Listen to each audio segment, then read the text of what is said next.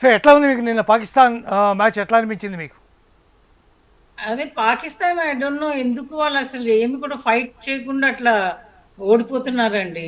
చాలా ఈజీగా they are giving up అనిపిస్తుంది. ఫైటే ఆ! చేయట్లేదు.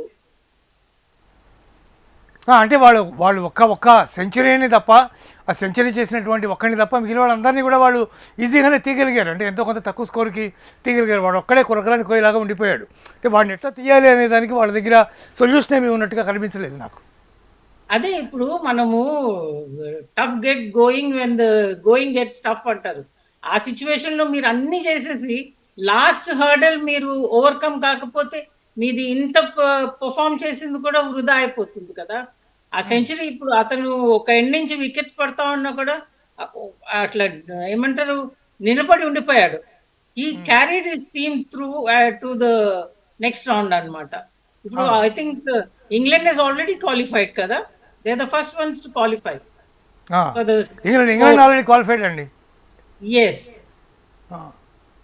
అంటే పాకిస్తాన్, శ్రీలంక 2 కూడా చాలా టఫ్ పరిస్థితులను ఎదుర్కొంటున్నాయి. నిన్న పాకిస్తాన్ ఆల్రెడీ ఒక మ్యాచ్ వాషౌట్ అయిపోయింది. ఒక మ్యాచ్‌లో ఓడిపోయింది కాబట్టి ఓన్లీ 1 పాయింట్ వాళ్ళకుంది.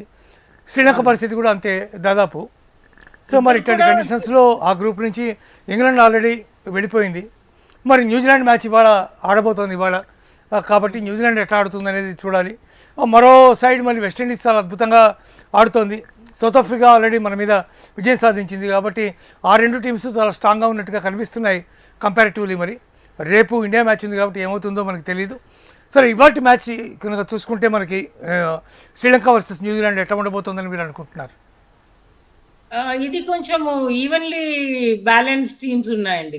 ఈ 2 కూడా they can make a match out of it. అట్లా యాహ్! ఇప్పుడు శ్రీలంకకి specially do or die situation. వాళ్ళు అవును. గెలిస్తేనే ఏదైనా రెకనింగ్‌లో ఉంటారు. ఈ అవును. మ్యాచ్ ఓడిపోయారంటే ఇంకా they are out of the world cup.